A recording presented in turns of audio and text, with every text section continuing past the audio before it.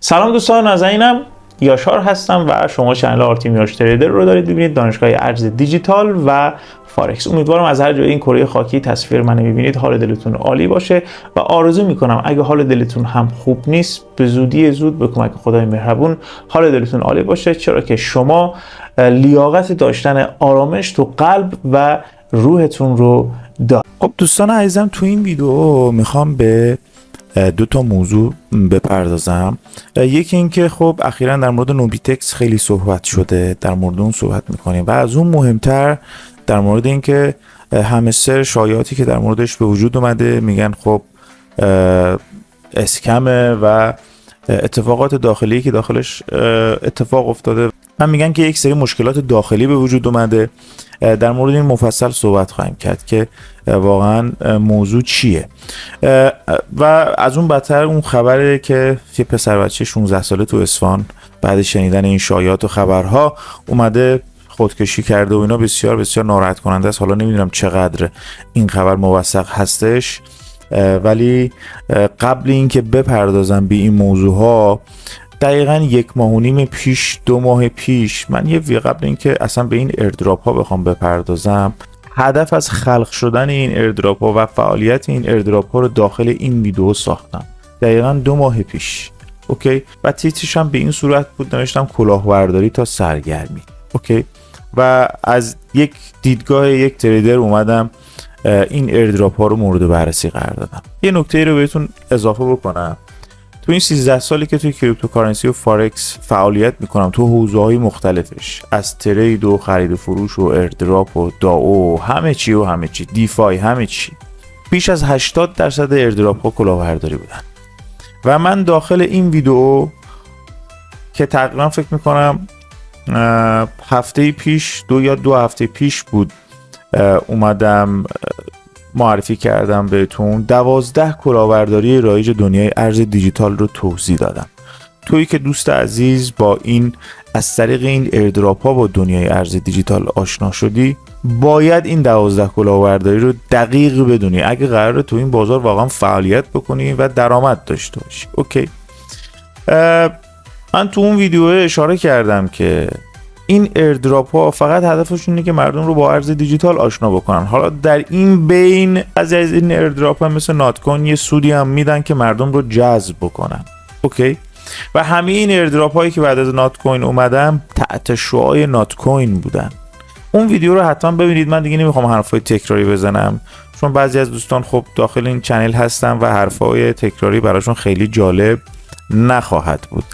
همیشه هم گفتم ایردراپ یک فان و سرگرمیه، شما نمیتونید به عنوان منبع درآمد بهش نگاه بکنید. متاسفانه خب خیلی از دوستان ناآگاهانه وارد ایردراپ ها میشن و فکر میکنن هر ایردراپی که شرکت میکنن اصلا طلبکارن، باید حتما در مقابل کاری که انجام میدن یه پولی رو دریافت بکنن، در حالی که اصلا همچی چیزی ما در دنیای ایردراپ نداریم و همچی چیزی رو از ذهنتون خارج کنید دوستان. اصلا همچی چیزی رو ما نداریم. اما بریم در مورد همستر صحبت بکنیم. دوستان همستر طبق صحبت هایی که شده میگن یک مشکلات داخلی داخلش هست. اوکی، آیا اصلا حرف از اسکم شدنش بود یا اصلا گفتن حتما اسکمه؟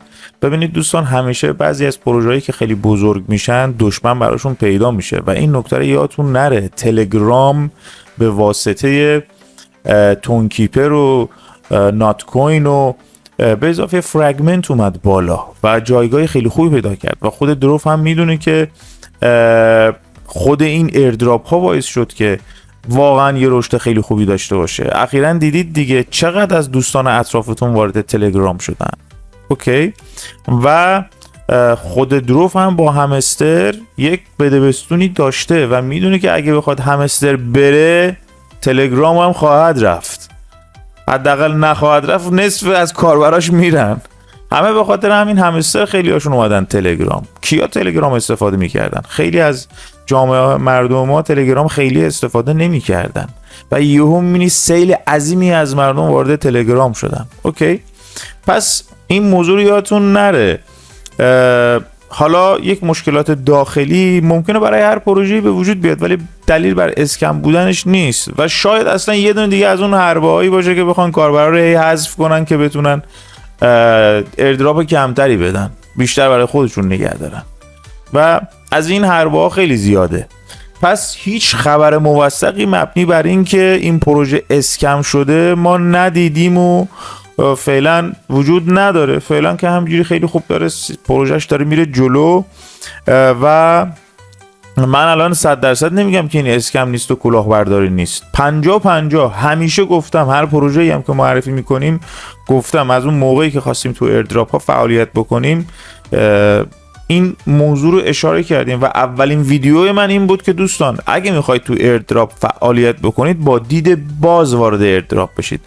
چه بسا که خیلی از دوستان اومدن داخل همون پست و فوش دادن، گفتن که خب نات کوین پس چرا سود داد و ناآگاهه، این ناآگاهی مردم رو نشون میده و متاسفانه خیلی هم عکس العمل‌های خیلی شدیدی نشون دادن و امروز مشخص میشه که همستر بعد 3-4 ماه فعالیت کردن هنوز خبری ازش نیست و مردم منتظرن که همستراشون رو بفروشن، خونه و ماشین بخرن یا فعالیت‌های 24 ساعته کردن و انتظار دارن که الان نفری 2-3 هزار دلار بگیرن. دوستان اگه همستر هم لیست بشم آنچنان پولی دست شما رو نخواهد گرفت.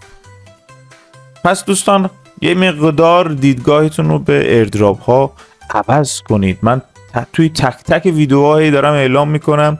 متاسفانه خب خیلی از چنل ها توی یوتیوب خیلی با اشتیاق و خیلی برای اینکه ویوهاشون زیاد بشه آقا بیای فعالیت کن، درآمد دلاری بزنید فلان، اونم بچه‌ها هم خب میان مشتاق میشن. فکر میکنم واقعا این ایردراپ ها، هر ایردراپی که ما شرکت میکنیم قراره که بریم داخلش یه پول هنگفتی بزنیم به جیب. همین الان تک تکتون بیش از 20 تا ایردراپ فعالید، کدومشون الان تو این اخیر پول شده؟ فقط همین داگز بوده که اونم واقعا در ارتباط مستقیم با تلگرام بوده، مثل ناتس. اونم الان معلوم نیست چقدر میخواد بده. الان همه فکر میکنن یه 20 هزار دلار میخوان بگیرن، 50 دلار، 20 دلار، 40 دلار میخواد به شما بده، بیشتر مگه؟ پس دوستان یه مقدار دیدتون رو لطفاً باز بکنید به دنیای ایردراپ. واقعا ناراحت میشم یه عده توی پیوی تلگرام میان میگن آقا ما اینقدر نمیدونم وقت گذاشتیم، اینقدر انتظار داریم، اینقدر فلان داریم. اصلا به ایردراپ ها به دیدگاه طلبکارانه نگاه نکنید. هیچ منبع درآمدی برای شما وجود نخواهد داشت. شانس 50-50 فان بازیه، قرار نیست اتفاقی بیفته تو زندگیتون. من یه ویدیوی دیگه هم اینجا ساختم، نوشتم آیا همستر قرار زندگیتون عوض بکنه؟ بازم خیلی از دوستان اومدن عکس العمل و حرفای ناجور زدن به ما و فکر میکنم مثلا ما دشمن مردم هستیم. اینجا نوشتم آیا همستر زندگی رو عوض میکنه؟ اندکی تأمل. ولی متاسفانه بعضی از مردم گوش نمیکنن، خیلی ها گوش نمیکنن. فکر میکنم مثلا ما میخوایم دشمن مردمیم یا میخوایم یه پولی به مردم بدم ما نمیذاریم مثلا. متاسفانه این اتفاقات میفته. لطفاً دیدگاهتون رو به ایردراپ ها عوض بکنید. اگه قرار فعالیت بکنید به اندازه زمانتون تو زندگی یه نگاه فان بهش داشته باشید. میگم ایردراپ یک سرمایه گذاری روی زمانه، اصلا مشخص نیست که 100% به نتیجه برسه یا نرسه. من لینک این ویدیوها رو حتما براتون بالا میذارم که حتما استفاده بکنید که یه مقدار دیدگاهتون عوض بشه. تو دنیای ارز دیجیتال دنیای پرسودی است، همه ما میدونیم، و در عین حال هر محیطی که پرسود باشه کلاهبردار توش خیلی زیاده و ما باید حواسمون به این کلاهبردارا، مسیرهای کلاهبرداری خیلی عجیب و غریبی توی دنیای ارز دیجیتال هست و من تو این ویدیو تک تکشون رو براتون توضیح دادم، تک تکشون رو، و خیلیاتون هم براتون اتفاق افتاده این قضیه چیه. دوستان دنیای ارز دیجیتال موقعیت‌های سرمایه‌گذاری بسیار بسیار بهتری وجود داره از ایردراپ که من برای شما تک تک معرفی خواهم کرد. پس لطفاً یک مقدار دیدگاهتون رو عوض کنید به ایردراپ ها. فعالیت نمیگم نکنید، فعالیت بکنید، ولی به اندازه‌ای که اینجوری نباشه کل زندگیتون رو بذارید بگید آقا من یه نگاه طلبکارانه داشته باشید. این از این. یه نکته هم در مورد نوبیتکس بگم بهتون دوستان. ببینید دوستان، USDT یه ارز متمرکزه و ایران تحریمه. اوکی؟ به خاطر همین این مشکل USDT اصلا از خیلی وقت هست. الان نزدیک تقریبا 4-5 سالی هست که این اتفاق افتاده که ما به همه دوستان گفتیم ارز USDT رو داخل کیف پولاتون سعی کنید نگه ندارید. ممکنه بلاک بشه، ممکنه شناسایی بشه، مخصوصا اگر از صرافی ایرانی زده باشید، چون آی پی هاشون مثلا میفته، اینا متوجه میشن شما تو ایرانید. اوکی؟ و ممکنه وارد کیف پول تراست والتتون بشه و اینجوری متوجه میشن شما ایرانید و ممکنه چون تحریمه ببندنتون، بلاکتون بکنن. مخصوصا USDT رو اگر از صرافی ایرانی بزنید داخل یه صرافی دیگه ای، اوکی، اصلا این کار رو نکنید. این قانون خیلی وقت بوده، اصلا ربطی به نوبیتکس نداره. حالا نوبیتکس این مقدار اومده فعالیتش بیشتر شده و حالا فلک شده و زیر چشم است و اینا اصلا بماند. این مشکل همه صرافی است. شما با هر صرافی ایرانی فعالیت داشته باشید نمیتونید استیبل کوین USDT رو مستقیم از صرافی نوبیتکس بزنید به یه صرافی خارجی، باید از یک کیف پول واسط استفاده بکنید. بعدش هم USDT به محض اینکه بزنید داخل کیف پول که همون لحظه بلاک نمیشه، که میتونید جابجاش کنید. منظور اینه که نگه ندارید. نکته دوم، شما حتی در صرافی بایننس هم نمیتونید ارزایی که میخرید داخلش نگه دارید، چرا که صرافی یک مکانیه برای خرید و فروش، مکانی نیست برای هولد کردن. چون هر صرافی، خفن ترین صرافی دنیا مثل بایننس، هم احتمال برشکست شدن و احتمال بلاک شدن و احتمال هک شدن هست. چند تا صرافی غول بودن که هک شدن. پس دوستان سرمایه‌تون رو داخل صرافی نگه ندارید. داخل نوبیتکس هم همیشه دشمنایی وجود داره و دشمنی میکنن دیگه. حتی اصلا شما فکر کنید چیزی که در مورد نوبیتکس میگن درسته.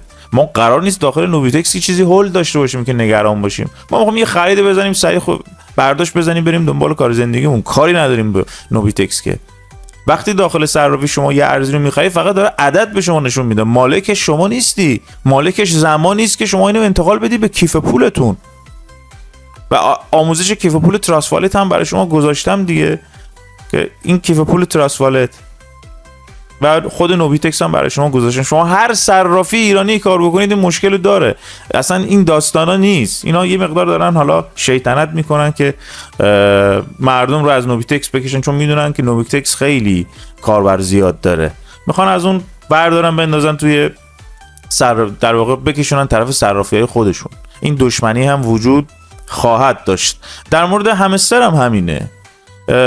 یه شخصی هست، فکر کنم مدیر عامل فاندر پروژه سیمپل هست، یه مقدار میخوام مردم رو از همستر بکشن بیرون به طرف خودشون بکشونن. از این حرفا زیاد میزنن. خیلی توجه نکنید به شایعاتی که وجود داره. سعی کنید که یک کاری بکنید که اگر اون شایعه درست هم باشه اتفاقی برای شما نیفته. برای همستر دیدگاه طلبکارانه نداشته باشید. دیدگاهیه که نمیشه ازش به فکر یک منبع درآمد دلاری بهش فکر بکنید. دیدگاه اینه که شما به فکر منبع درآمد دلاری از ایردراپ ها نباشید. نوبیتکس هم مثل همه صرافی ایرانی هم همه صرافی ایرانی همچین مشکلی داره. حالا نوبیتکس احتمال داره یه مقدار تو چشتر باشه، ولی قرار نیست تو هیچ صرافی حتی خارجی معتبر هم ارزامون رو داخلش نگه داریم. امیدوارم که این ویدیو براتون مفید واقع شده باشه و اگه نقطه نظری دارید حتما توی کامنت ها برای من بنویسید، استفاده میکنیم. اگه کاربر جدید دنیای ارز دیجیتال هستی دوست عزیز، نیازه که اطلاعات تو این حوزه تا اونجایی که میتونی ببری بالا و بدونی که چه کلاهبردارهایی در کمین شما هستن و همچنین برای آشنا شدن مسیرهای سرمایه گذاری و درآمد دلاری بیشتر تو دنیای ارز دیجیتال میتونی پلیلیست دانشگاه ارز دیجیتال رو ببینی. هر آنچه که شما نیاز داری تو این حوزه یاد بگیری رو به صورت رایگان به شما آموزش میده. روز خوش، روزگارتون طلایی.